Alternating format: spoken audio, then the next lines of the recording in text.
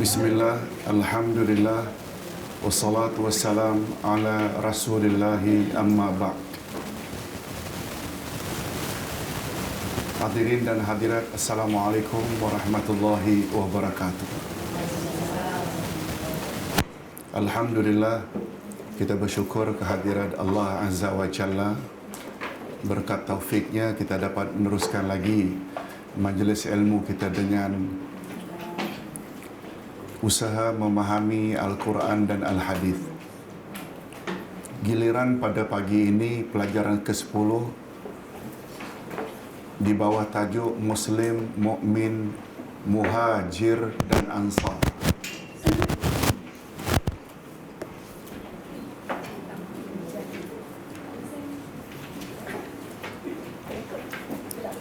Muhajir ya, bukan mujahir.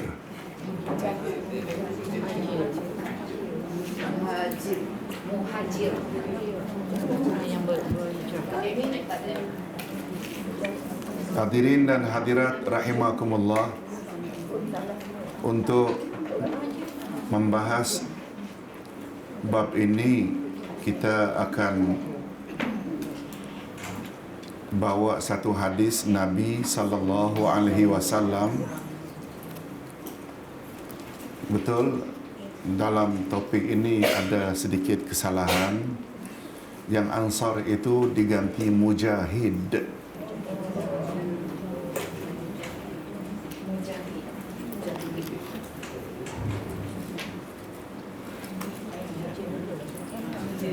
Nah, untuk membahas bab ini, lihat muka surat 97. Kita akan pakai satu atau gunakan satu hadis Nabi sallallahu alaihi wasallam. Tolong ikuti. An Abdullah bin Umar radhiyallahu anhuma qala Rasulullah sallallahu alaihi wasallam al-muslimu man salimal muslimuna min lisanihi wa yadihi wal muhajir man hajara ma nahallahu anhu muttafaqun alaih. Wa zadat Turmuzi wal Nasa'i wal mu'min man aminahun nasu ala dima'ihim wa amwalihim. Wa zadal Baihaqi wal mujahidu man jahada nafsahu fi ta'atillah. Terjemahan hadis daripada Abdullah ibnu Umar radhiyallahu anhuma, katanya, telah bersabda Rasulullah sallallahu alaihi wasallam, Muslim ialah orang yang jika selamat sejahtera muslimin lain daripada gangguan lidah dan tangannya. Muhajir ialah orang yang meninggalkan apa yang dilarang oleh Allah. Hadis riwayat Bukhari dan Muslim atau muttafaq alaih. At-Turmuzi disebut juga dengan Tirmizi dan An-Nasa'i menambah, mukmin ialah orang yang jika aman tenteram manusia lain terhadap darah dan harta mereka. Al-Baihaqi pula menambah, mujahid ialah orang yang melawan hawa nafsunya dalam mentaati Allah. Jadi dalam hadis-hadis ini ada berapa jenis manusia? 4. Ada yang nama Muslim, ada yang namanya mukmin, ada yang namanya muhajir, dan ada yang nama mujahid. Tolong ganti Ansar itu kepada mujahid.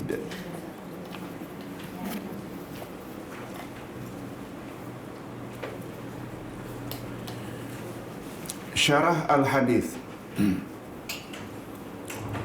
Hadis di atas menyebut tentang 4 nama atau istilah yang sangat istimewa. Allah Subhanahu wa taala dan Rasul sallallahu alaihi wasallam memberi jaminan untuk kebahagiaan mereka. Mereka yang berapa jenis? 4 golongan tadi, di dunia dan di akhirat. 4 golongan tersebut ialah Muslim, Muhajir, Mukmin dan Mujahid. Suka Ustaz buat sedikit mukaddimah.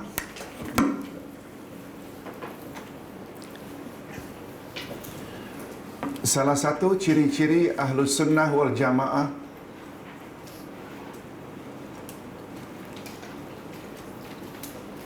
ibu-ibu sekalian, dalam buku Akidah 3 dulu kita belajar, bab awal kita sebut pahaman yang selamat, Al-Firqatun Najiyah, atau nama lainnya yang lebih popular Ahlus Sunnah wal Jamaah. Mereka ada spesifik, ada pengkhususan, ada ciri-ciri khas Ahlus Sunnah. Di antara ciri-ciri khas Ahlus Sunnah, umpamanya dalam bab manhaj talaqi, manhaj mengumpul maklumat, sumbernya Quran dan Sunnah. Itu sumber utama atau sumber tambahan ijma' dan qiyas. Itu namanya, tolong ikuti, manhajut talaqi. Itu sebabnya mengapa kita perlu belajar banyak memahami Quran dan Sunnah. Sebab itulah asas Ahlus Sunnah wal Jamaah. Oleh sebab itu, kalau kita dengar penceramah dalam radio ke televisyen ke, banyak gunakan akal, dah mula hari ini orang mula kritik. Betul tak? Sebab tak ada dalam Quran dan Sunnah. Tak boleh referensnya kata guru itu, kata syekh itu, kata wali itu. Tak boleh. Itu disiplin ilmu Ahlus Sunnah wal Jamaah. Itu manhaj talaqi namanya. Nah, apa yang Ustaz nak sebut di sini, di antara ciri-ciri Ahlus Sunnah wal Jamaah, mereka tidak menggunakan istilah-istilah sebagaimana yang pernah digunakan oleh Rasul dan para sahabat.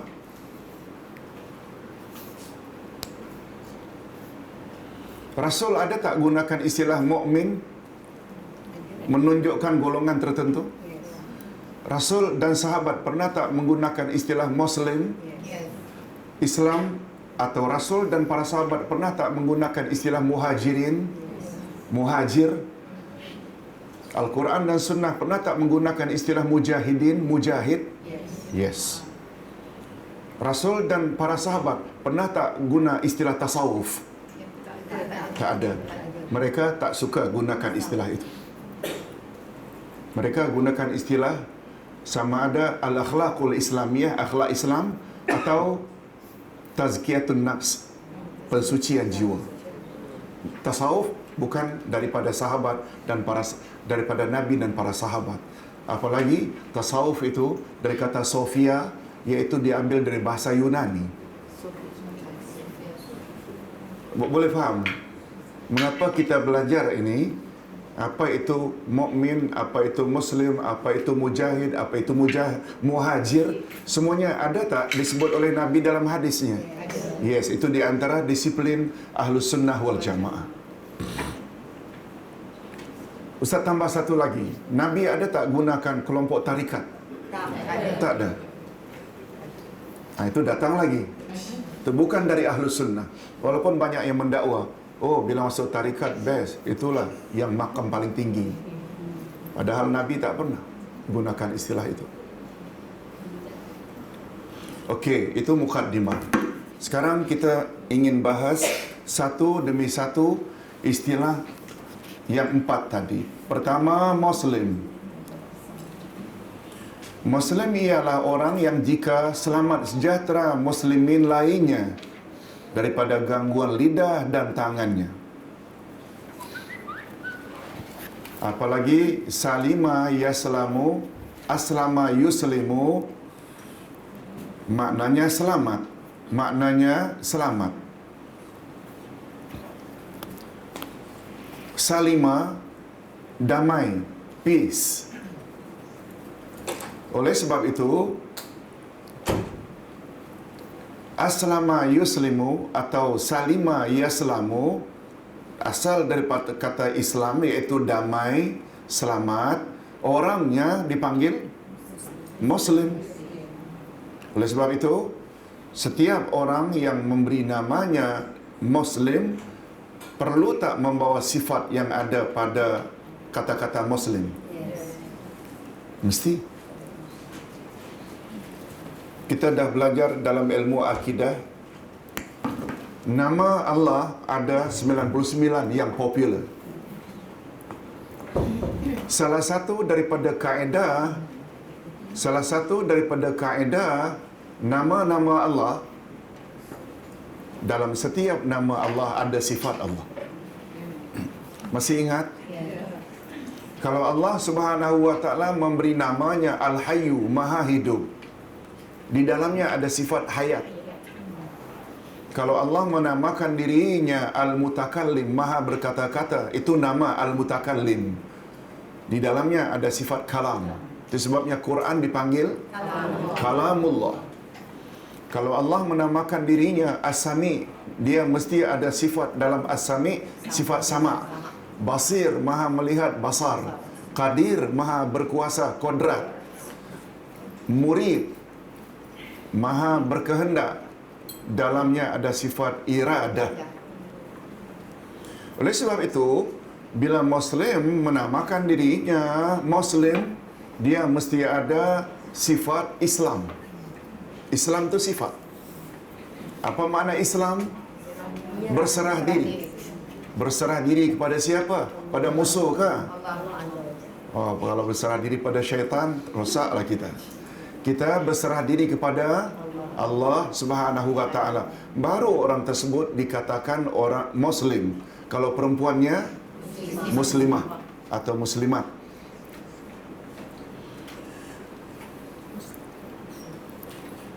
Nah, Nabi Muhammad sallallahu alaihi wasallam mendefinisikan, mentakrifkan al-muslimu, seorang muslim itu atau al-muslimah, man salimal muslimuna min lisanihi wa yadi. Muslim adalah orang yang jika selamat muslim-muslim lain daripada lidah dan tangannya. Maksudnya daripada kejahatan lidah, mengumpat, memfitnah muslim lain, jangan. Itu bukan sifat muslim. Atau menampar, memukul, mencuri yang dia gunakan tangan, orang lain mesti selamat daripada gangguannya. Baru dia dikatakan Muslim. Ustaz teruskan, Islam yang hakiki, yang sebenarnya ialah menyerah diri kepada ketentuan Allah, iaitu dengan menyempurnakan ubudiyah atau ibadat kita kepada Allah.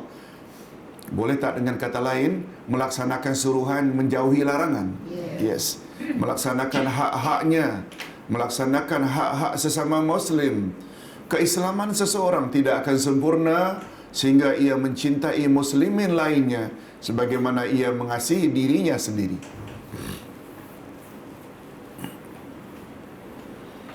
Dan sifat tersebut tidak akan dapat tercapai. Sifat tersebut, sifat apa tadi? Berserah diri kepada Allah, buat suruhannya, jauhi larangannya, tidak akan dapat tercapai tanpa ia memelihara lidah dan tangannya daripada mengganggu ketenteraman muslimin lainnya.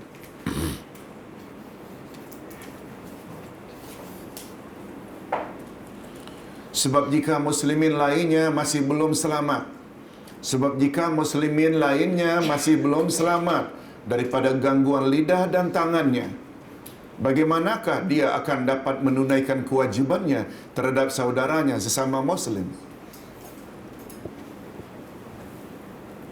Kita dah belajar belum hak Muslim terhadap Muslim lain? Dah belajar kan? Hakul Muslim alal Muslim sit. Hak Muslim terhadap Muslim lain ada 6. Bila dia memberi salam, hendaklah jawab.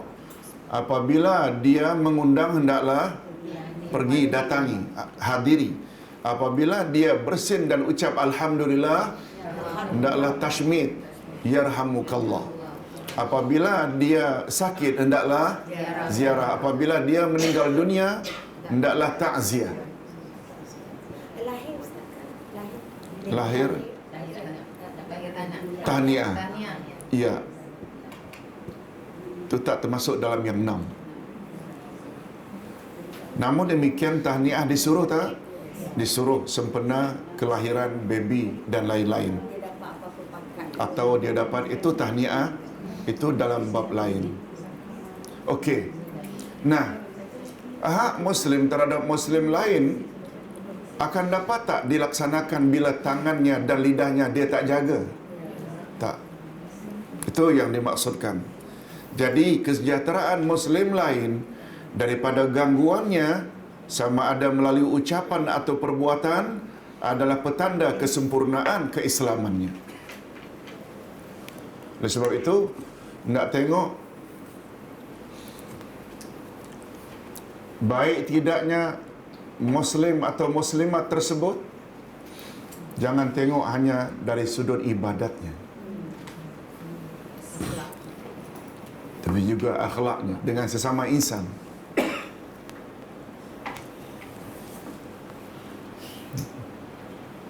Nabi pernah ditanya oleh sahabat, "Ya Rasulullah, makcik itu jarang tidur malam kerana qiyamul lail. Siangnya jarang makan kerana puasa sunat saban hari, tapi mulutnya laser." Cakap orang tetangga, tak ada yang baik-baik. Macam mana nasib makcik itu nanti di akhirat, ya Rasulullah? Tolong ikuti. Hiya finnar. Dia tempatnya neraka. Siapa kata puasa sunat tak bagus? Bagus. Siapa kata salat malam tak bagus, qiyamul lail? Bagus. Tapi bila ibadat-ibadat hubungan baik dengan Allah tidak diikuti dengan hubungan baik dengan sama insan, tempatnya neraka juga. Jangankan terhadap insan, pernah tak dengar seorang wanita masuk neraka gara-gara seekor kucing? Jangankan insan, Muslim lagi, kucing saja dikurung, tidak diberi makan, tak diberi minum, boleh membawa ke neraka. Nauzubillahi min dzalik. Nah, sebelum kita masuk kepada mukmin, timbul pertanyaan. Mengapa Ustaz disebut di sini Muslim adalah orang yang selamat Muslim lainnya daripada lidah? Maknanya lidah apanya? Kejahatan lidahnya dan kejahatan tangannya. Pertanyaan, mengapa lidah dan tangan? Oh, kalau begitu kita sepak tak apa-apa.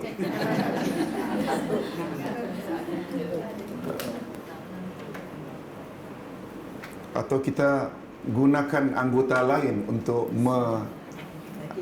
menyakitinya. Apa sebab dua benda ini? Apa sebab dua benda ini? Sebab dua anggota inilah yang paling berperanan bagi manusia. Lidah berbohong, mengumpat, menipu, memfitnah. Betul tak itu kerja lidah? Mencaci maki. Tangan ini bukan sekadar mengambil, memukul, mencuri, menaip dalam keyboard ni, tweet ke, Facebook ke, melaga-lagakan ustaz ini dengan ustaz sana,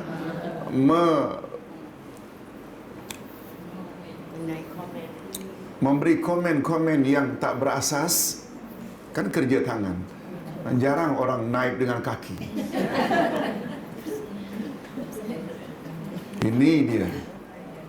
Kita tak kata lain, kita tidak kata anggota lain itu tak mengapa. Rupanya yang dua ini yang paling.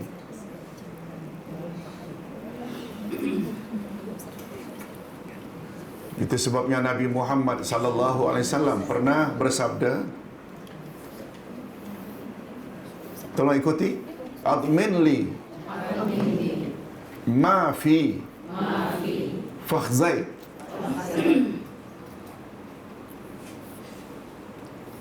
wa ma baina lihyaik admin lahu al-jannah atau kama qala Rasul sallallahu alaihi wasallam.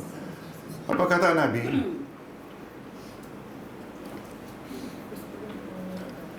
Berilah jaminan kepadaku apa yang terdapat di antara dua pahamu dan apa yang terdapat di antara dua misaimu. Niscaya aku jamin untukmu syurga.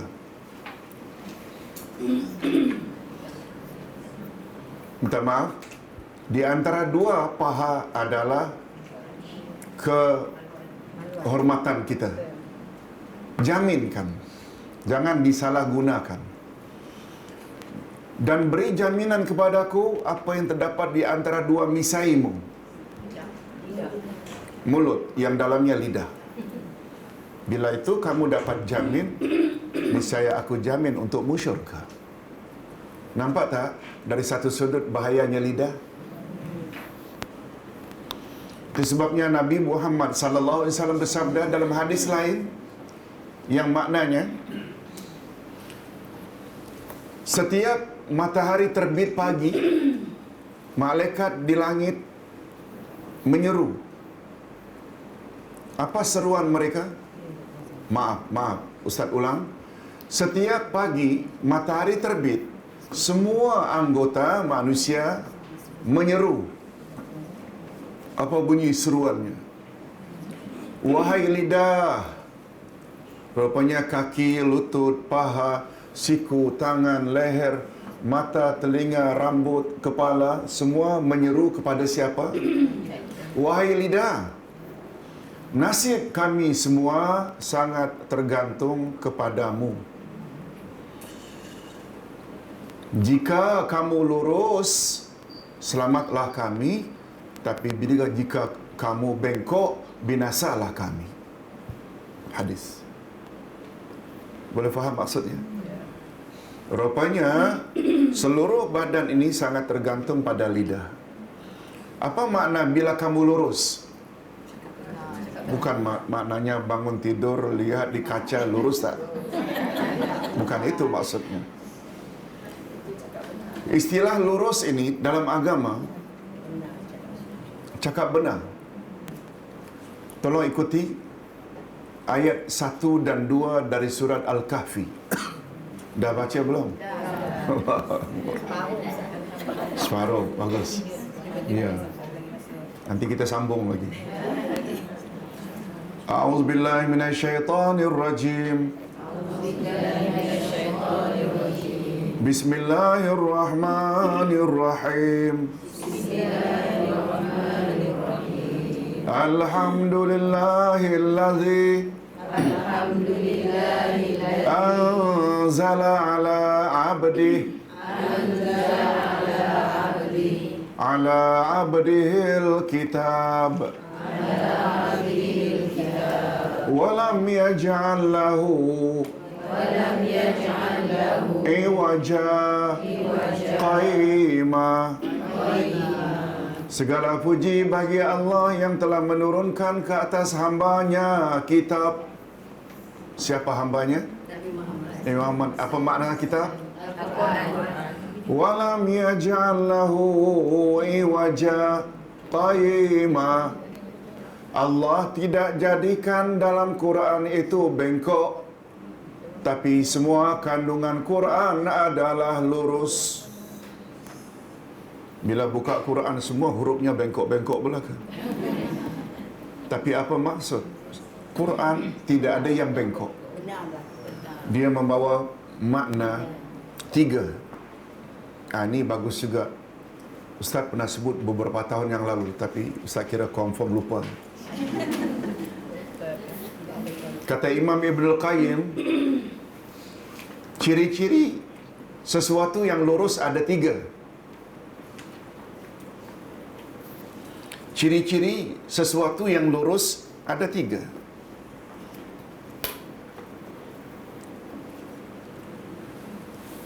Ustaz jelaskan dulu. Bila dua titik disambung dengan garis yang lurus, beza tak keadaannya bila 2 titik disambung dengan garis yang zigzag, bengkok-bengkok? Tak sama. Sama atau tidak? Tak sama. Nah, apa dia ciri-ciri jalan yang lurus? Pertama, dekat, pendek. Yang kedua, mudah dilalui. Betul tak? Dan yang ketiga, cepat sampai ke destinasi.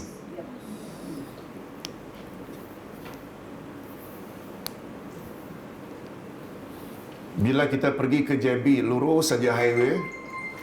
Bila kita nak pergi ke Raub, Pahang, tak tahulah jalan sekarang. Kalau jalan dulu, betul tak? Banyak bengkok-bengkok. Atau nak pergi ke Kuala Pilah. Minta maaf orang Kuala Pilah kalau ada. Sikit-sikit ada bengkok. Dah tinggal sikit-sikit lagi bengkoknya. Beza tak? Betul tak? Jalan lurus lebih mudah? Betul tak? Destinasi cepat sampai? Dan yang ketiga apa tadi? Dekat. Ibu-ibu, cuba fahami. Kalau Allah dah katakan Quran itu adalah jalan yang lurus, betul tak bila ikut Quran dalam beragama ini dengan penjelasan Rasul, betul tak Islam jadi mudah? Berbanding dulu-dulu yang kita dengar cakap orang saja. Oh, ini tak boleh, ini tak boleh. Padahal tak bolehnya tak ada dalam Quran dan Sunnah. Amal ini, padahal tak disuruh oleh Nabi. Betul tak akhirnya agama Islam kita jadi susah dulunya. Tapi setelah kita mau membuka minda dengan Quran, dia jadi ini maksud lurus. Lidah, jika kamu lurus, selamatlah kami. Maknanya bercakap benar, tidak suka menipu. Sedangkan bengkok pula antara lain, Quran ini dia dikatakan jalan yang lurus. Betul tak bila kita ikut Quran Islam jadi mudah? Betul tak dengan ikut Quran kita sampai cepat ke destinasi? Apa destinasi yang kita? Redha Allah. Betul tak? Redha Allah. Sebab Quran adalah kalam Allah. Bila ikut saja peraturan yang telah ditetapkan oleh Allah, selamatlah kita. Ini perlu kita hayati bila menamakan diri sebagai Muslim atau Muslimat, mesti ada ketundukan. Setiap yang datang dari Allah dan Rasulullah, sami'na wa ata'na. Itu sebabnya definisi dari Rasul, Muslim atau Muslimat ialah jika Muslim lainnya selamat daripada gangguan lidah dan tangannya.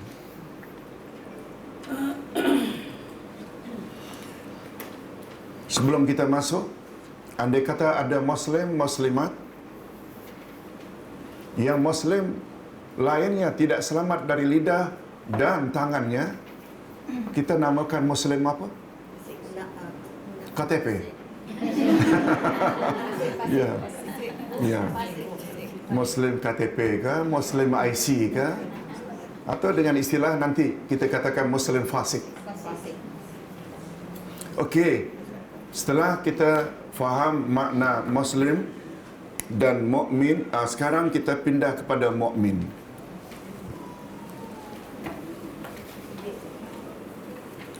Mukmin pula ialah orang yang jika aman tenteram manusia lain terhadap darah dan harta mereka. Nah, kalau Muslim itu diambil daripada Islam, mukmin pula diambil dari iman. Muslim diambil dari kata Islam. Mukmin diambil dari kata iman. Maknanya mukmin mesti ada iman. Macam nanti Ustaz akan sebut, muhajir diambil dari kata hijrah. Mujahid diambil dari kata jihad. Mukhlis diambil dari kata ikhlas. Muhsin diambil dari kata ihsan. Macam itu. Okey. Definisi ini sangat tepat. Ustaz ulang sekali lagi definisi mukmin.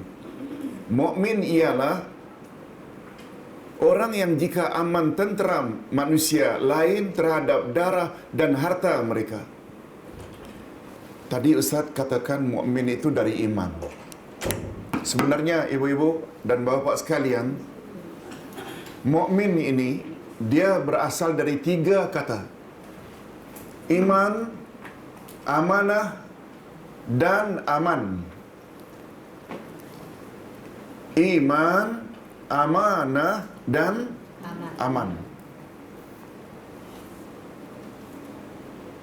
Nah, sesuai dengan definisinya, mukmin ialah jika aman Muslim lainnya daripada gangguan terhadap darah dan harta mereka.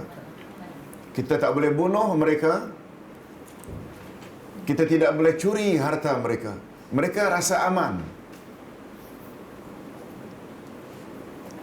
Ada tak kaitan iman, amanah dan aman?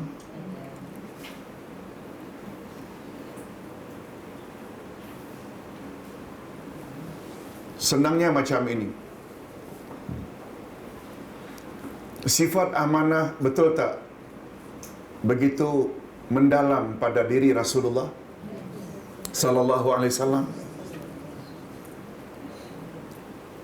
Sifat amanah mendarah mendaging pada diri Rasulullah. Kalau Ustaz boleh sebut di antaranya, ibunya saja bernama Aminah, wanita yang amanah. Sejak kecil lagi Nabi Muhammad mendapat gelaran Muhammad Al-Amin, Muhammad yang amanah. Beliau dilahirkan di kota Mekah yang dipanggil dalam surat At-Tini wa Zaitun Baladil Amin, negeri yang aman. Betul tak? Nah, apa pula Ustaz hubungan iman, amanah dan aman? Bila orang tersebut orang yang beriman, dia pula amanah, betul tak dia akan aman dari siksaan Allah di akhirat nanti? Yes, ini dia, ada hubungannya. Selagi orang tu tidak beriman, tidak amanah, betul tak dia tidak akan aman? Ustaz buat contoh mudah. Tak, ayat 82 Al-An'am. Tolong ikuti.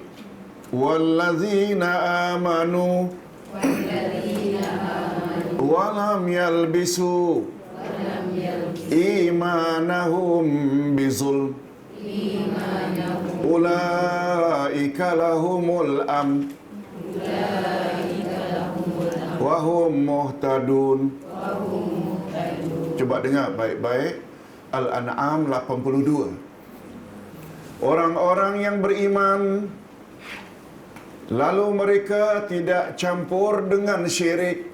Zalim dengan makna syirik.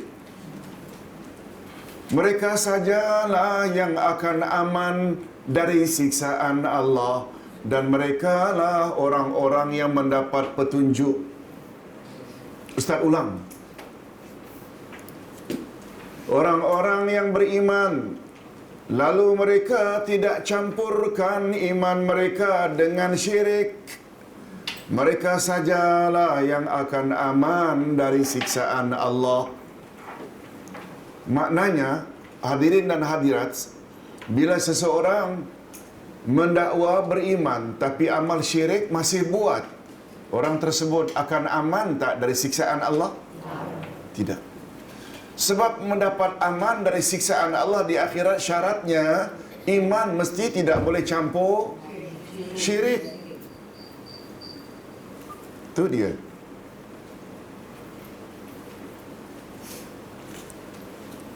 Banyak tak dalam masyarakat mereka yang haji 3 kali, umrah setiap bulan Ramadan, baca Quran barangkali setiap 3 bulan khatam, salat tambah tahajud, witir, duha, rawatib, tapi masih lagi percaya ramalan bomo? Percaya ramalan bomo itu termasuk syirik tak? Syirik sifat. Sebagaimana Allah tahu perkara gaib, bomo juga tahu perkara gaib. Syirik sifat ini termasuk syirik besar ke kecil? Besar. Betul tak? Dengan adanya syirik besar tersebut, hancur semua amalnya. Ayat 65 Az-Zumar. Jika kamu terlibat dengan syirik, hancur musnah seluruh amalmu, dan di akhirat kamu pasti termasuk orang-orang yang rugi. Tolong ikuti Az-Zumar 65. Lain asyrakta la yahbatanna amaluk wala takunanna minal khasirin. Sekiranya kamu terlibat dengan syirik, maka hancur musnah seluruh amalmu, dan kelak di akhirat kamu pasti termasuk orang-orang yang merugi. Oleh sebab itu, ibu-ibu, sebelum kita dipanggil oleh Allah, semalam dah ada yang Allah panggil, orang penting dan terkenal di Malaysia. Betul tak kita boleh dipanggil oleh Allah bila-bila masa? Ibu-ibu, nasihat Ustaz, tobat nasuha dari segala syirik yang pernah kita dulu buat, sama ada sengaja atau tak disengaja. Itu sangat mustahak untuk mendapat keamanan dari Allah. Itu sebabnya Nabi dilarang oleh Allah, jangan minta ampun orang yang mati syirik. Kan ada ketika pamannya, uncle-nya Abu Talib yang mati kafir dalam keadaan syirik. Setelah Nabi ditegur oleh Allah, sesungguhnya engkau tidak akan dapat memberi hidayah walaupun terhadap orang yang engkau kasihi. Kan Nabi larang, Allah larang Nabi. Nabi berkata di depan jenazah pamannya, tak apalah kau tak dapat hidayah, tapi aku berjanji aku mohon agar Allah ampun dosa engkau, wahai paman. Datang lagi ayat, wahai Nabi, jangan kamu minta ampun terhadap orang yang mati syirik walaupun dia kerabat dekatmu sendiri. Itu sebabnya kalau kematian orang semalam itu ada yang umat Islam ucap takziah, tak mengapa, tetapi sampai Al-Fatihah, mudah-mudahan dia dapat rahmat Allah.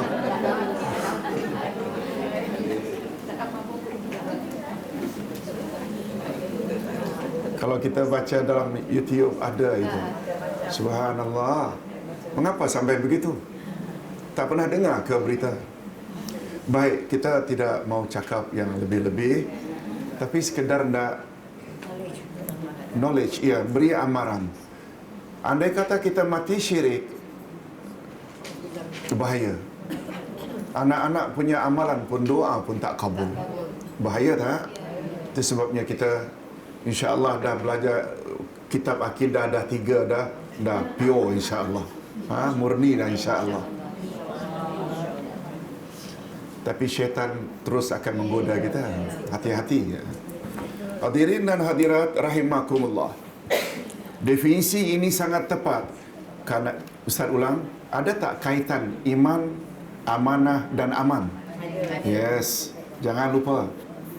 Kalau ingin aman dari siksaan Allah, jangan sekali-kali buat syirik. Definisi ini sangat tepat.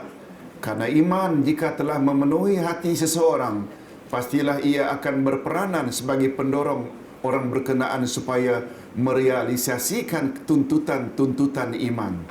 Dan yang paling utama sekali dari tuntutan-tuntutan iman ialah menjaga amanah, jujur dalam pergaulan, muamalat, tidak akan tega, tidak akan tergamak menzalimi manusia lain, sama ada dengan menitiskan darah mereka atau menyelewengkan harta mereka. Betul tak? Bila iman dah ada di dada, kita tidak akan sentuh kehormatan Muslim lain, sama ada membunuhnya atau mencuri hartanya. Sesungguhnya menjaga amanah adalah tuntutan iman yang paling utama. Barangkali inilah sebabnya maka baginda Rasul sallallahu alaihi wasallam sampai bersabda, coba lihat betapa dekatnya iman dengan amanah. La imana liman la amanatalah. Tiada iman bagi orang yang tidak jaga amanah. Nah, sesuai dengan apa yang Ustaz sebutkan tadi, pada diri Rasulullah, betul tak? Amanah itu memang dah sebati. Dilahirkan saja di Baladil Amin. Ibu saja namanya Aminah. Bapa pula namanya Abdullah. Oh, hebat tak nama Abdullah? Bangga. Bukan Abdullah ini. Mudah-mudahan.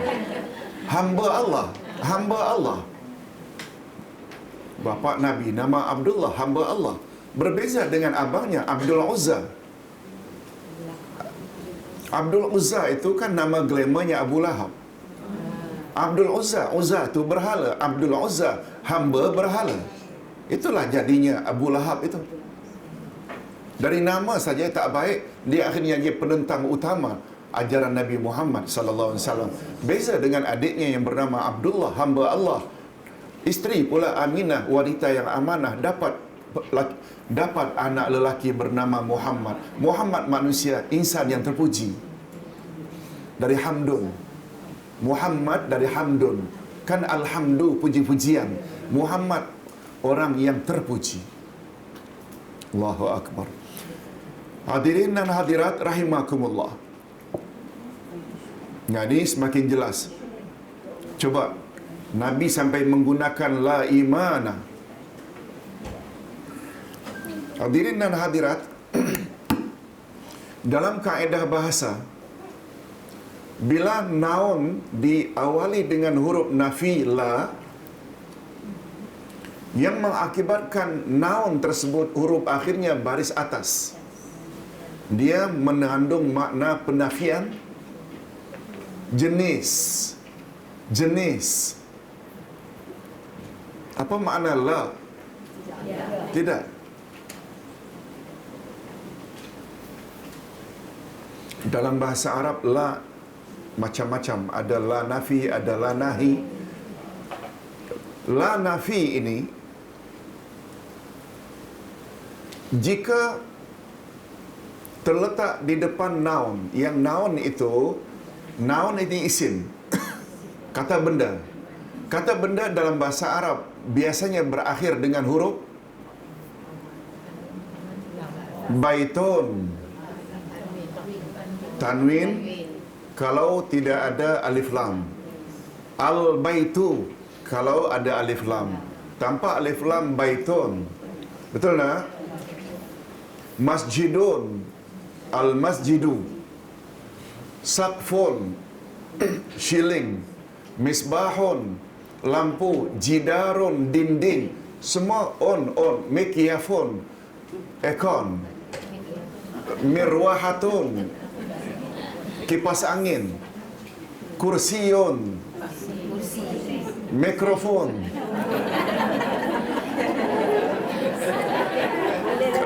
Bukan bahasa Arab. Bukan bahasa Arab. Telefon.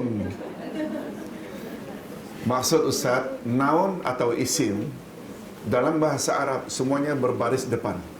Tanwin ke atau batis satu. Bila noun itu berbaris atas atau bawah, maknanya mesti ada penyebab. Kalau di depannya ada huruf jar, fi, min, an, bi, mesti berbaris bawah huruf akhirnya. Bismi. Betul tak? Asalnya ismun. Billahi.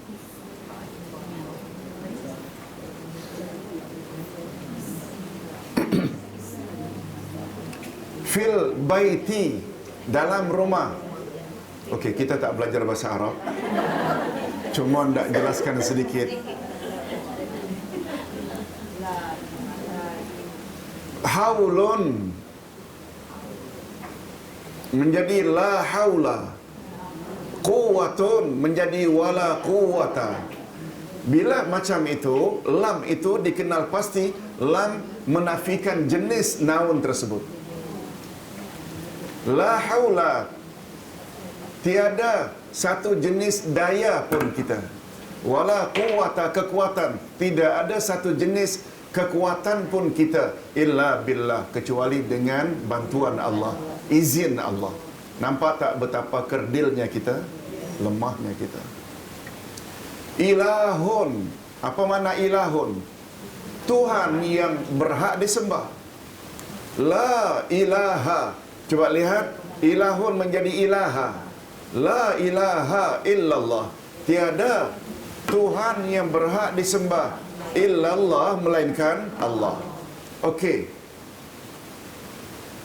Ilahun mengapa jadi ilaha? Kerana lam itu menafikan semua jenis ilah. Ilah Tuhan yang disembah dari tembaga ke, dari zamrud, dari batu, dari besi, dari kayu, semua jenis ilah tak ada yang layak disembah. Boleh faham? Semua jenis ilah tidak ada yang layak disembah illallah. Nampak tak? Murninya tauhid kita. Beza tak dengan Kristian yang mendakwa Isa juga perlu disembah sebab dia anak Allah? No, Islam tidak. Kita tak pernah kata Muhammad anak Allah. Zalikal kitabula raiba fi. Asal raibun maknanya ragu-ragu. Dia menjadi la raiba fi. Inilah kitab Quran. Tidak ada satu jenis ragu pun di dalamnya. Pedoman bagi orang yang bertakwa. Ini yang kita sedang belajar. Quran sunnah. Betul tak? Boleh tak? Dalam Quran ada tak? Dalam Quran walaupun satu ayat yang boleh diragukan? Bila ragu, rosak iman. Itu sebabnya Allah gunakan awal-awal Quran lagi. Zalikal kitabula raiba. Bukan la raibun, bukan la raibin. La raiba maknanya penafian itu segala jenis ragu tak ada dalam Quran. Nah, sekarang kita balik kepada hadis. Imanun asalnya. Coba lihat apa kata Nabi. La imana liman la amanatalah. Tidak ada satu jenis iman pun pada diri orang itu bila dia tidak jaga amanah.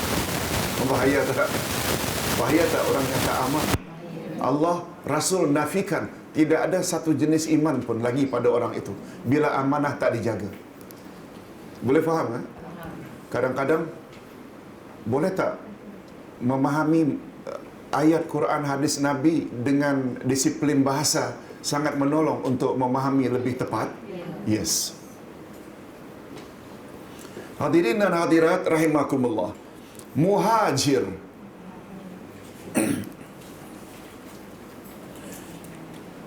ialah orang yang meninggalkan apa yang dilarang oleh Allah. Tadi Ustaz ada sebut muhajir diambil dari kata sifat apa? Hijrah. Baginda Rasul sallallahu alaihi wasallam menafsirkan hijrah di sini dengan meninggalkan apa yang dilarang oleh Allah, iaitu berhijrah meninggalkan dosa dan maksiat. Hijrah dengan makna ini fardu ain hukumnya ke atas setiap individu muslim. Seorang yang sudah mukallaf, baligh lagi berakal, tidak boleh terlepas daripada hijrah dengan makna ini. Karena Allah Subhanahu Wa Taala sememangnya telah mengharamkan ke atas hambanya melakukan maksiat dan dosa. Adapun hijrah dalam pengertian berpindah dari negeri kafir ke negeri Islam adalah juga termasuk dalam bahagian hijrah yang dimaksudkan. Hanya saja hijrah jenis ini tidaklah wajib ke atas setiap muslim. Hijrah jenis ini hanya wajib ke atas orang-orang yang ada mudarat untuk itu, ada kemudahan untuk itu. Ustaz jelaskan.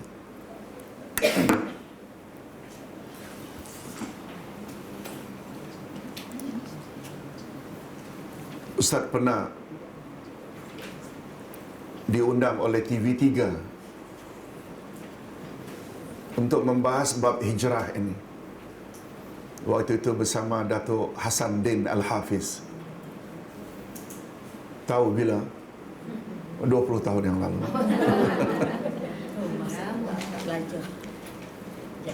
Baru-baru hijrah, baru-baru TV3 muncul. Sekarang memang tak ada harap lah. Hadirin dan hadirat rahimakumullah. Di antara kajian Ustaz kata dalam forum tersebut, menurut bahasa, insan dengan hijrah dua yang tak boleh pisah. Insan dengan hijrah tak boleh pisah. Sebab insan, apa makna insan? Manusia. Makna asalnya taharruk, harakah, movement, berpindah. Sedangkan menurut bahasa hijrah ialah, tolong ikuti, tarkul ula lisaniyah. Meninggalkan yang pertama lalu pergi atau berpindah ke tempat yang kedua. Tolong ulang sekali lagi. Al-hijratu lughatan tarkul ula lisaniyah. Hijrah menurut bahasa lughatan, itu bahasa, menurut etimologi adalah meninggalkan yang pertama menuju ke tempat yang kedua. Itu makna asal. Cuma kita kena ingat, hijrah terbagi dua. Ustaz tak sebut di sini. Tolong ikuti. Hijrah hissiyah. Hijrah maknawiyah. Hijrah hissiyah maknanya hijrah physically.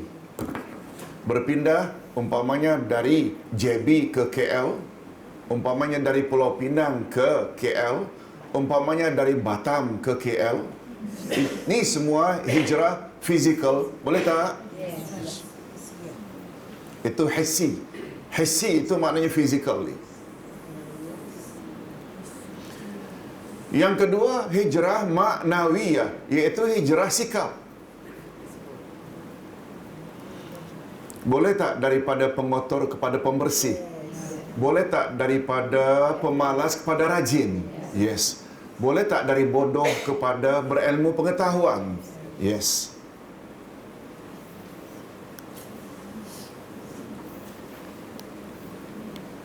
Ustaz ulang. Hijrah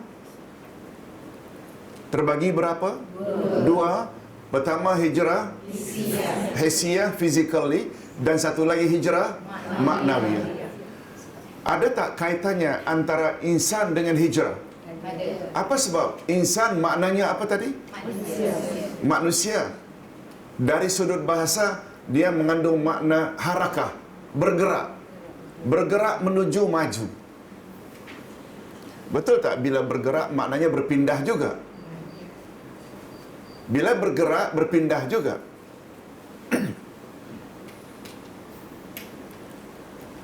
Nah, bila kita compare antara hijrah hissiyah, physically, dengan hijrah maknawiyah, sikap, mana hijrah yang lebih utama? Sikap. Hijrah maknawiyah, hijrah sikap. Ada tak kaitannya dengan apa yang Nabi sebut? Sebaik-baik orang yang berhijrah ialah orang yang meninggalkan apa yang Allah larang. Selama ini minum arak, tinggalkan arak, tak minum lagi. Selama ini berjudi, tak berjudi lagi. Selama ini berzina, tak berzina lagi. Selama ini syirik, tak mau syirik lagi. Termasuk tak? Yes. Ini hijrah yang paling afdal. Dan meninggalkan syirik, meninggalkan bid'ah, meninggalkan minum arak, berjudi, berzina, dia dalam kategori hijrah maknawiyah atau hissiyah? Maknawiyah. Oleh sebab itu, andai kata seseorang tinggal di rumah ini, kalau berjalan pun hanya dekat-dekat sini saja, tidak berpindah ke kawasan lain, tapi dia lakukan hijrah maknawiyah, betul tak? Lebih baik daripada orang yang berpindah-pindah tetapi tidak hijrah maknawiyah. Taruhlah orang KL pindah ke Bangkok, sampai di Bangkok, Bangkok pula akhlaknya. Nah, ke tempat pula nama Bangkok, Bangkok banyak di sana. Itu bukan hijrah yang dituntut. Hijrah dituntut, namun demikian pindah dari satu negeri ke negeri lain kadang-kadang dituntut juga. Seperti umpamanya, andai kata orang-orang yang hidup di negara komunis, tidak boleh salat, tidak boleh naik haji, tidak boleh, selalu ditekan terus. Bila ada peluang, hijrahlah ke negeri lain. Ustaz, mentajudid je. Mentajdid. Yes. Tajdid itu reformasi. Reformasi ini kan reform. Kita buat bentuk baru. Itu juga termasuk hijrah tak? Ibu-ibu, kita berhijrah tak? Dari fahaman Islam kita, Islam nenek moyang, Islam orang tua, Islam adat istiadat kepada Islam, Quran dan Sunnah. Hijrah tak? Termasuk hijrah apa? Maknawiyah. Masya Allah, banyak air ini. Ini hijrah juga. Dari satu kepada dua. Ya Allah, oh satu kopi ya. Allahu Akbar. Kasihan. Boleh Ustaz minum sikit? Allahu Akbar. Ya Kak, bismillahirrahmanirrahim. Okey Kak, boleh, boleh.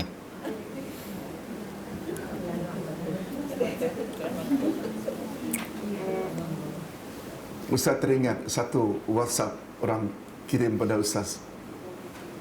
Punya fikir, oh hebat juga ini memang. Dia menyebut, mengapa la ilaha illallah itu tak melibatkan gerakan bibir. Kita pun dapat itu kan. Betapa hebatnya kalimat tauhid la ilaha illallah yang disuruh kita agar ucap ketika kita sakit nazak. Dia tak membebankan lidah mesti bergerak. Betul tak? Dengan kata lain sangat senang. Bibir tak bergerak, cuma lidah saja. La ilaha illallah. Tak sedikit pun bergerak lidah. Betul tak? Betapa mudahnya kita hendak mengakhiri sehingga mendapat husnul khatimah. Allahu Akbar. Ini ada kaitan minum panas sikit tadi.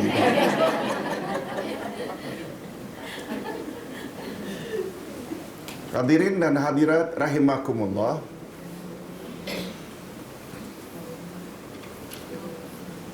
Cuma bila ditanya balik, sebaik-baik orang yang berhijrah, orang yang meninggalkan apa yang Allah larang. Nah, Ustaz nak tanya, larangan-larangan Allah hanya terbatas kepada apa yang datangnya bentuk larangan saja? Tidak. Nah, kalau begitu, larangan-larangan Allah juga terdapat di dalam setiap suruhan Allah secara tersirat. Boleh faham tak? Jangan berzina, jangan berjudi, jangan membunuh. Itu maknanya datangnya larangan itu dalam bentuk larangan. Jangan, itu larangan. Aqimus salah wa atuz zakah. Ada tak larangan di dalamnya secara tersirat? Dirikan salat, keluarkan zakat. Ada tak larangan? Ada. Jangan malas salat. Jangan bakhil sehingga tak keluarkan zakat. Wabil walidaini ihsana. Terhadap kedua ibu bapa hendaklah berbuat ihsan. Suruhan atau larangan? Ada tak larangan secara tersirat? Jangan durhaka pada mak bapa. Boleh faham tak? Itu sebabnya kata ulama usul, ilmu usul, larangan Allah tidak hanya terbatas yang datangnya dalam bentuk larangan-larangan sahaja, tetapi larangan Allah juga tersirat di dalam semua suruhan Allah. Malahan ibu-ibu dan bapa sekalian, manakah larangan yang lebih besar dosanya? Larangan yang tersirat di dalam suruhan ke, atau larangan yang datangnya dalam bentuk larangan? Larangan yang tersirat di dalam suruhan. Setuju? Apa dalil? Jangan cakap tak ada dalil. Tahu dalil tapi tak ingat. Okey. Cerita Iblis dan Adam. Iblis disuruh usjudu li Adam, sujud pada Adam. Adam dan Hawa pula dilarang, jangan kamu berdua dekati pokok larangan. Betul tak Iblis tidak buat suruhan? Betul tak Adam dan Hawa langgar larangan? Dosa siapa yang lebih besar? Mengapa Iblis? Suruhan dia tak buat. Memanglah. Apa hujah kita tidak buat suruhan itu dosanya lebih besar? Yes, terima kasih Syarifah. Motif tidak buat suruhan biasanya sombong, takabur. Motif tidak melanggar larangan biasanya tertipu. Betul tak datuk dan nenek kita ditipu? Iblis pula ketika Allah tanya, apa sebab kamu tidak mau sujud pada Adam? Apa dia jawab? Aku kan lebih baik dari dia. Engkau cipta aku dari api, dia cipta dia daripada tanah. Tolong ikuti firman Allah menyebut perkara ini, motifnya takabur.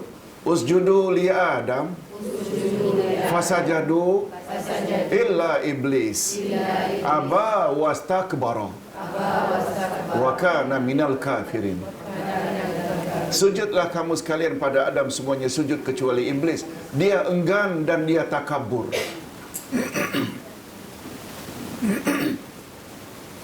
Dia enggan dan dia takabur. Jadi iblis motifnya tidak mau sujud pada Adam, apa pendorongnya? Sombong. Nah, Ustaz teringat satu lagi, keengganan. Enggan, tak mau menurut. Dalam Quran dia ada dua jenis. Masih ingat tak? Dia ada kaitan dengan amanah. Tolong ikuti ayat surat Al-Ahzab ayat 71. Tolong ikuti Al-Ahzab ayat 71 kalau tak salah. Tolong ikuti. Inna aradna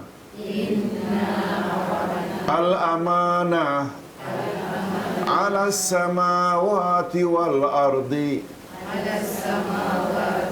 wal jibal fa abaina ay yahmilnaha wa ashfaqna minha wa hamalaha al insan innahu kana zaluman jahula. Maaf, 72 surat Al-Ahzab. 72 ya, bukan 71.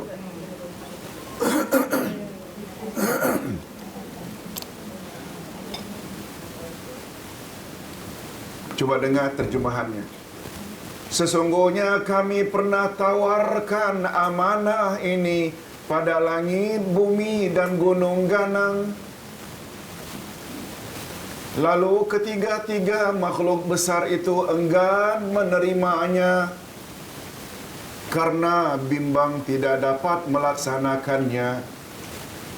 Lalu kami tawarkan pula atau pikulkan kepada manusia. Sesungguhnya manusia itu sangat zalim dan jahil. Nah, pertanyaan, apa makna amanah? Ini kita baru sebut amanah tadi. Ibu-ibu, amanah itu agama.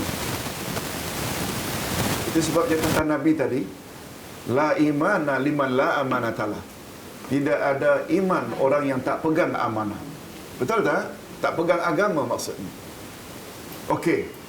Barangkali kita ingin tahu lebih jauh sampai di mana Ustaz amanah itu dengan makna agama. Begini. Bismillah.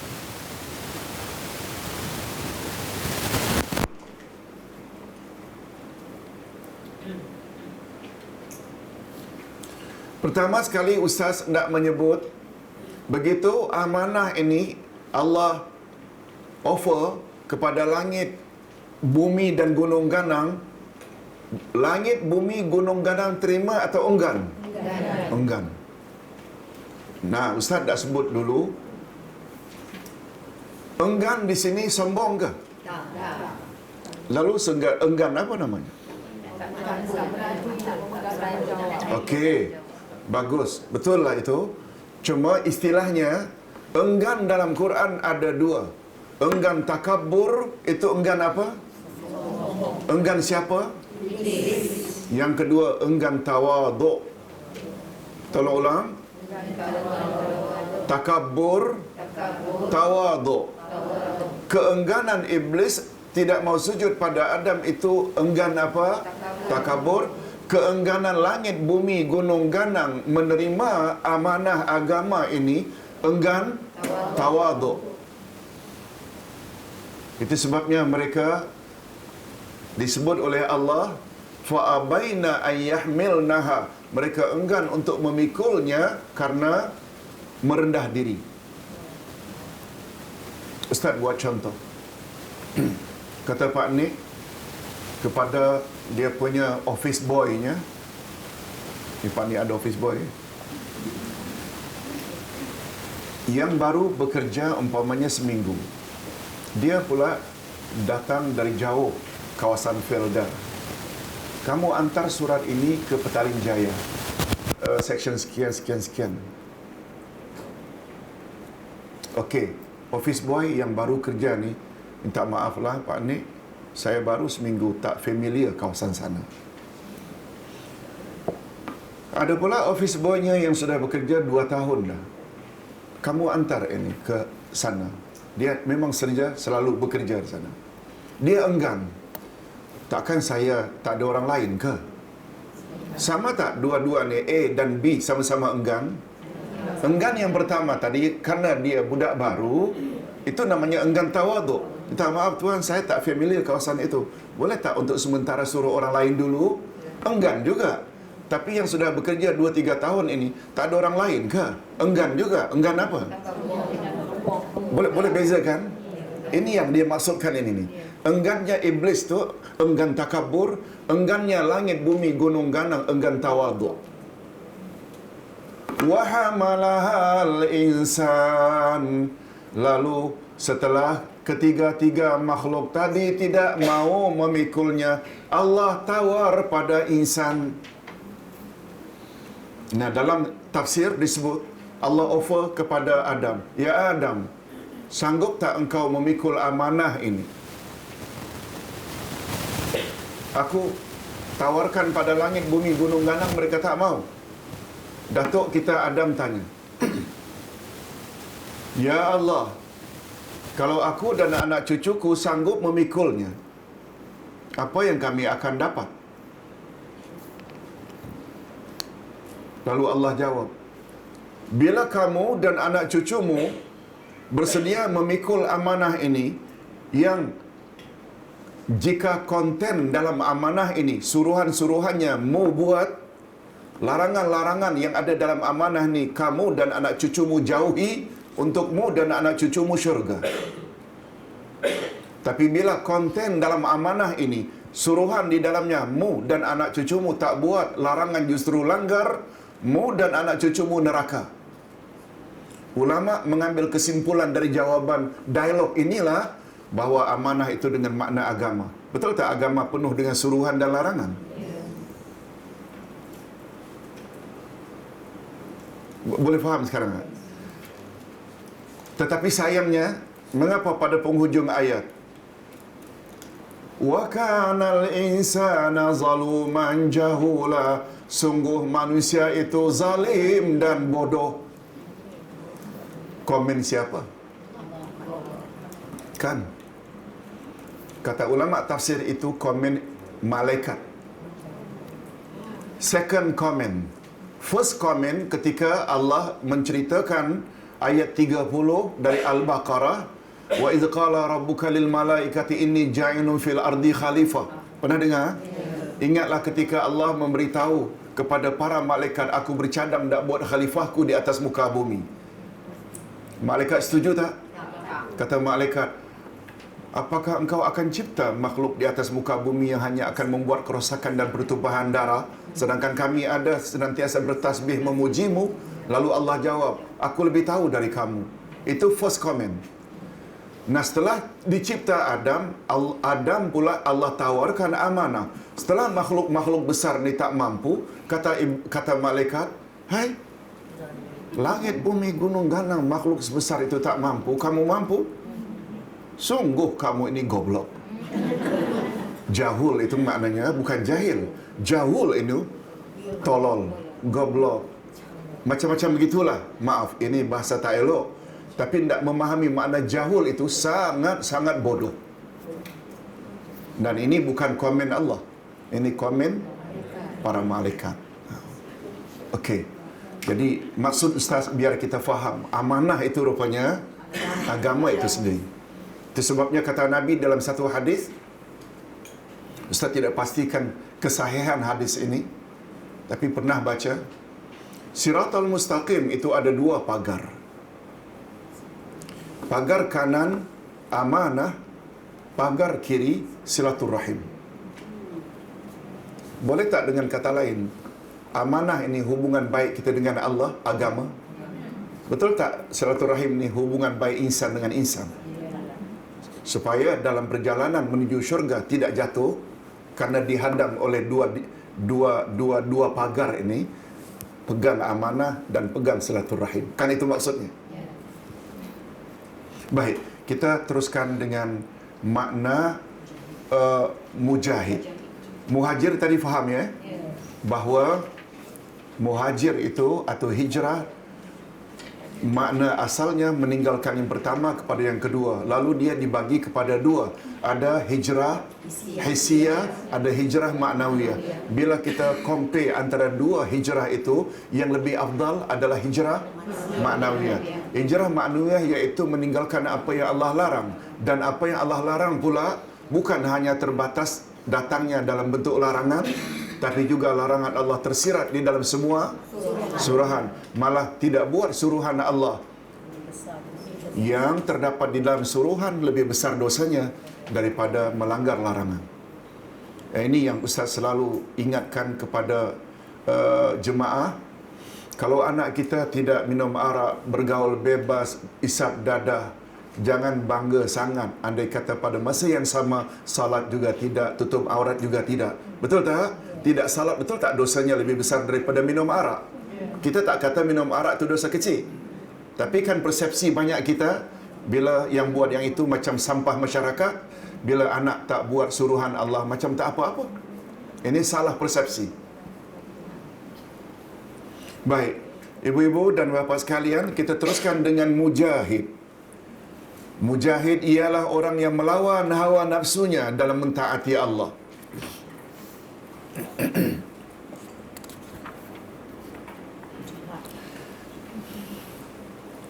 Sebelum Ustaz masuk, Ustaz lupa tak sebut ayat 208 dari 218 dari surat Al-Baqarah. Tolong ikuti. Innal ladzina amanu wal ladzina hajaru wajahadu fi sabilillah ulaika yarjuna rahmatallah. Orang-orang yang beriman dan orang-orang yang berhijrah dan orang-orang yang berjihad di jalan Allah, merekalah orang yang benar-benar mengharap akan rahmat Allah. Ustaz ulang. Orang-orang yang beriman, innal ladzina amanu wal ladzina hajaru, orang-orang yang berhijrah, wajahadu fi sabilillah, dan orang-orang yang berjihad di jalan Allah, merekalah orang yang benar-benar mengharap akan rahmat Allah. Dalam ayat itu, syarat untuk mendapat rahmat dan kasih sayang Allah ada berapa? 3. Pertama, iman. Yang kedua, hijrah. Yang ketiga, jihad. Lihat, ini yang sedang kita bercakap ini. Betul tak iman itu mukmin tadi? Hijrah itu muhajir. Jihad itu mujahid. Rupanya ini syarat untuk mendapat rahmat Allah. Boleh tak dengan kata lain, syarat untuk masuk syurga? Boleh tak? Sebab Nabi pernah sebut, Allah telah berfirman dalam hadis qudsi, tolong ikuti, Allah bercakap dengan syurga. Ya ayyatuhal jannah, anti rahmati. Ya ayyatuhal jannah, wahai syurga. Anti, apa maknanya? Awa rahmati. Rahmatku. Awak adalah my rahmat. Maknanya untuk masuk syurga perlu tak dapat rahmat Allah? Itu maksudnya. Bukan amal. Kita jelaskan sedikit. Amal. Ya, amal termasuk itu, cikgu. Betul tak? Jihad tadi itu ada kaitan dengan amal. Hijrah juga ada kaitan dengan amal. Dan beriman lagilah. Iman dan amal. Dua-dua ini tak boleh lepas. Cuma sebagai sedikit tambahan, iman yang macam mana layak mendapat rahmat Allah? Tadi Ustaz dah sebut. Al-An'am 82. Iman yang tak boleh campur syirik baru dapat aman dari siksaan Allah. Betul tak? Yang kedua, hijrah. Sudah iman, hijrah. Hijrah yang mana satu? Physically, hissi ke atau maknawi? Betul tak? Kita dah belajar ni tadi. Jangan lupa, betul ke ayat 208 atau 218? 218. Ibu-ibu catat di sampingnya. Sebab nak cari sendiri susah. Kebetulan kita dah jumpa, kita catat. 218 Al-Baqarah menyebut ada 3 syarat untuk mendapat rahmat Allah atau masuk syurga. Iman, hijrah dan jihad. Okey, sekarang kita bahas bab jihad. Mujahid ialah orang melawan hawa nafsunya dalam mentaati Allah. Sesungguhnya nafsu memang cenderung untuk malas melakukan kebaikan. Ia senantiasa mendorong kita supaya melakukan perkara-perkara buruk dan mudah terpengaruh dan panik jika kita ditimpa musibah. Atas dasar inilah kita perlu sabar dan berjihad melawan ciri-ciri khas itu agar kita dapat senantiasa taat kepada Allah, menjauhi larangan-larangannya dan sabar ketika ditimpa musibah. Oleh sebab itulah para ulama kita menyimpulkan bahawa yang dikatakan taat ialah melaksanakan apa yang disuruh, menjauhi yang dilarang dan sabar terhadap takdir.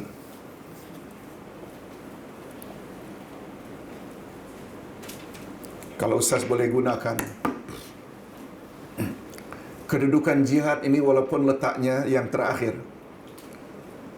boleh tak Ustaz katakan dia sangat menentukan? Macam mana kita nak katakan dia sangat menentukan? Ustaz buat contoh tadilah. Iman, hijrah, jihad. Iman dah tahulah kita maknanya. Hijrah dah tahu dah maknanya. Betul tak? Iman dan hijrah tak akan boleh kita harap bila orang itu tidak ada jihad. Nah, untuk memudahkan memahami apa makna jihad. Yes, bersusah payah. Tolong ikuti. Orang Arab menyebut al-jihadu ma'khuzun minal juhdi bimakna al-masyaqqah. Jihad diambil dari kata juhdun, jim hadal. Jim hadal juhdun ini maknanya masyaqqah. Masyaqqah maknanya bersusah payah. Betul tak? Untuk tidak terlibat dengan syirik, kita perlu bersusah payah dengan kata bekerja keras, berusaha. Untuk berhijrah tadi, hijrah maknawiyah, perlu tak usaha sungguh-sungguh? Tapi bukan bermakna ya semua kesungguhan dan susah payah itu diredai Allah.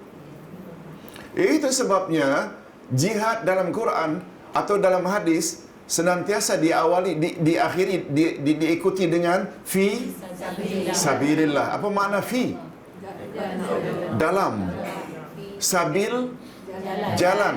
Fi sabilillah. Oleh sebab itu, bila kita terjemahkan makna lengkap al-jihadu fi sabilillah, maknanya bersusah payah, bersungguh-sungguh dalam jalan Allah. Apa makna jalan Allah? Apa makna bersungguh-sungguh dalam jalan Allah? Kalau bersungguh-sungguh tadi jihad dengan makna bersusah payah, fi sabilillah pula, walaupun direct translationnya dalam jalan Allah, tapi dia punya definisi, tolong ikuti, at-tariqul musil ila mardatillah. Apa makna at-tariq? Jalan al-musil yang menyampaikan anda ila mardatillah, keredaan Allah. Apa-apa saja jalan yang awak lalui untuk sampai kepada keredaan Allah. Nah, bila kita faham bersungguh-sungguh untuk mendapat reda Allah, termasuk tak bangun jam 4 pagi untuk tahajud. Oleh sebab itu adalah sangat keliru orang yang menyempitkan makna jihad, kononnya berperang saja melawan orang kafir. Betul tak? Betul tak motif kita bangun jam 4, 4:30 tahajud, witir, baca Quran adalah semata-mata mendapat reda Allah, bukan pujian tetangga pun? Nah, tak ada yang tahu. Kita tak pernah bangun jam 4 tu telefon tetangga. Tetangga, aku dah bangun tahu. Tetangga pula jawab apa dia? Aku tak tanya pun. Tak perlu kita. Kalau makin sunyi, makin ikhlas. Boleh faham makna al-jihadu fisabilillah.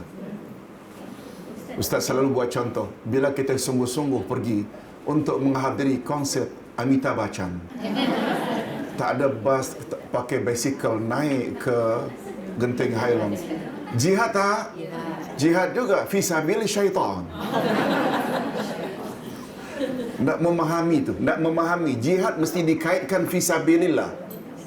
Ibu-ibu, kita tinggalkan rumah walaupun banyak kerja, datang ke atas, ke kelas ini untuk mendapat reda Allah. Termasuk jihad tak? Yes. Luas makna jihad. Okey, sekarang kita sampai ke kesimpulan. Hadirin dan hadirat rahimakumullah. Kesimpulan, barang siapa yang dapat melaksanakan kandungan hadis tadi, Islam, iman, hijrah, jihad, berarti ia telah dapat melaksanakan agamanya secara menyeluruh dan sempurna. Kita berdoa pada hari Jumaat yang penuh berkat ini, mudah-mudahan doa kita agar menjadi mukmin, muslim, muhajir, mujahid dikabulkan oleh Allah. Amin ya rabbal alamin. Kesimpulan demikian karena ia telah memiliki 4 sifat yang amat istimewa, iaitu tidak suka mengganggu muslim lain sama ada melalui ucapan atau perbuatan, tidak suka menjejaskan ketenteraman manusia lain sama ada dengan menitiskan darah maupun mengkhianati harta mereka, menjauhkan diri daripada maksiat dan dosa, dan dia senantiasa melawan hawa nafsu supaya boleh mentaati Allah. Betul tak? Dah komplit kalau ada keempat-empatnya. Panduan pendidikan. Bacalah hadis ini dengan baik dan usahakan untuk menghafalkannya.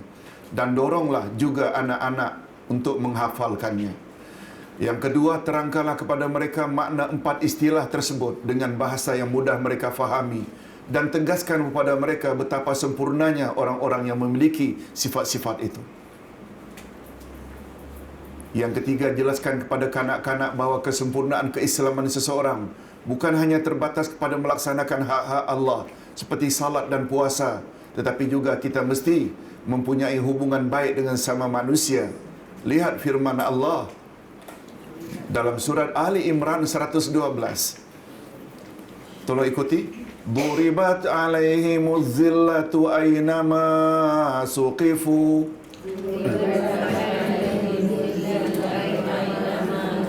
illa bihablim minallah wa hablim minan nas. Mereka diliputi kehinaan di mana saja mereka berada, kecuali jika mereka berpegang pada tali Allah atau agama Allah dan tali perjanjian dengan manusia. Boleh tak kita katakan hablum minallah itu ibadat, salat dan sebagainya? Boleh tak hablum minan nas itu muamalat? Yes, hubungan kita dengan sama insan.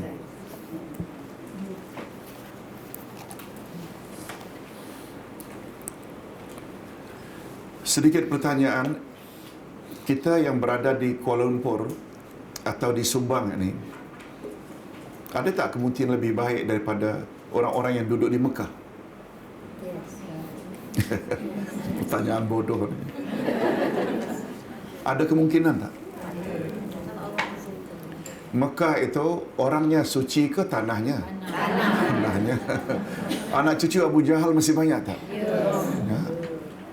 Walaupun kita bukan berada di tanah suci ini, Subang ini, tapi bila kita coba nak memiliki sifat-sifat tadi, Muslim, mukmin, muhajir, mujahid, boleh tak kita jadi orang yang lebih baik daripada orang yang berada di tanah suci? Itu maksud Ustaz. Yang keempat, jelaskan pada mereka bahawa iman mestilah dibuktikan dalam bentuk perbuatan, ucapan dan tindak tanduk seharian. Tabiat suka mengganggu manusia lain membuktikan bahawa imannya bukanlah iman yang betul. Ingat selalu, iman ada kaitan dengan aman. Aman dengan apa? Bukan saja aman dirinya dari siksaan Allah, tapi juga orang lain aman daripada gangguannya. Yang kelima, berikan mereka pemahaman bahawa hijrah bukan hanya terbatas kepada makna meninggalkan suatu negeri, pergi ke negeri lain, tetapi yang paling utama ialah hijrah sikap. Yang kita panggil apa tadi? Hijrah maknawiyah. Daripada sikap yang buruk kepada sikap yang baik, seperti daripada malas kepada rajin, sikap tidak hormat pada orang tua kepada sikap ihsan pada mereka, dari dosa kepada taat dan lain-lain, yang kita panggil dengan hijrah maknawiyah. Yang keenam, perjelaskan juga kepada mereka bahawa jihad bukan hanya berperang melawan orang kafir, tetapi juga jihad melawan hawa nafsu yang senantiasa mendorong kita agar melakukan pekerjaan yang keji atau maksiat. Malahan Nabi SAW pernah mengatakan bahawa melawan hawa nafsu adalah jihad yang lebih besar, jihadul akbar. Sedikit penjelasan. Walaupun ada ulama mengatakan hadis ini dhaif, tapi maknanya betul. Apa dia? Begitu Nabi dan para sahabat balik dari peperangan pertama. Perang apa? Badar. Umat Islam menang tak? Walaupun dalam jumlah sedikit, 300 orang, 313 lawan 1000 lebih, umat Islam menang. Tapi mereka adalah yang berdarah-darah. Dalam keadaan tersebut, Nabi bersabda, tolong ikuti, raja'na min jihadil asghar ila jihadil akbar. Wahai sahabatku sekalian, kita baru saja balik dari jihad kecil. Ke depan kita sedang mara ke jihad yang lebih besar. Sahabat yang baru balik peperangan terkejut. Ada yang lebih besar lagi ya Rasulullah. Nabi hanya jawab, apa dia ya Rasulullah? Jihad yang lebih besar itu. Mereka terbayang batalion, ketumbukan tentera yang besar. Kata Nabi jawab, tolong ikuti, jihadun nafsi. Jihadul akbar yang aku maksud, jihad yang lebih besar adalah jihadun nafs, melawan hawa nafsu. Betul tak? Melawan hawa nafsu sungguh susah. Apalagi sedang berada jauh di overseas, outstation, jauh daripada orang yang kita segani, di situ berjuang. Kita baik. Ini yang dapat Ustaz sampaikan pagi ini. Ada apa-apa yang perlu penjelasan? Silakan Pak Haji. Kuala Pilah Bang ya. Selalu dengar tentang jihad. Ya. Selalu dengar orang-orang tabligh, tapi dia kalau tak ikut cara dia 40 hari ataupun 4 bulan keluar, tak lengkap kita punya keimanan dan keselamatan. Ini bagaimana? Okey. Sudah boleh dengar ya? Bagi Ustaz itu pandangan yang cuba menyempitkan makna jihad. Pak Haji, Ustaz sendiri pernah diajak oleh grup ini untuk keluar 4 hari ke 40 hari ke. Lalu Ustaz cakap, minta maaf lah saya tak dapat join sebab saya penuh dengan ceramah-ceramah. Bukankah itu jihad juga? Tidak. Jihad ini kena keluar sekian hari. Lalu Ustaz agak kecewa jugalah dengan jawapan macam ini. Tak jihad ke ini? Nabi SAW bersabda, siapa yang keluar rumah tujuannya untuk menimba ilmu, dia jihad fi sabilillah, wa huwa fi sabilillah, dia di dalam jalan Allah. Pada satu hari Nabi SAW berjalan dengan sahabat. Berjalan lalu berpapasan dengan satu orang muda yang gagah membawa sebilah kapak dengan seutas tali. Lalu sahabat Nabi bertanya, "Ya Rasulullah, sayangnya anak muda itu, mengapa ya tak gunakan kesihatannya, kegagahannya untuk jihad fisabilillah?" Boleh faham sampai situ? Apa jawab Nabi? "Wahai sahabat, andai kata pemergian lelaki itu dengan sebilah kapak seutas tali ke hutan atau ke lembah-lembah padang pasir mencari kayu untuk menyara keluarganya yang susah, wa huwa fi sabilillah. Andai kata pemuda tersebut pergi ke hutan mencari kayu agar dijual, agar dapat menyara dirinya sendiri, agar boleh berdikari." Apa makna berdikari?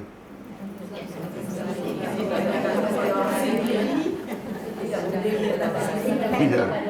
Okey. Dia punya short form saja berdikari. Berdiri di atas kaki sendiri. Dia nak biaya diri sendiri. Tak mau menyusahkan ibu bapa. Tetapi apabila pemuda itu pergi ke hutan mencari kayu, lalu dijual agar dia dapat beli sesuatu, umpamanya motor besar, supaya boleh berbangga-bangga dengan rakan-rakan yang lain. Motor besar ni Ustaz tambah ya, tak ada dalam hadis. Zaman Nabi mana ada.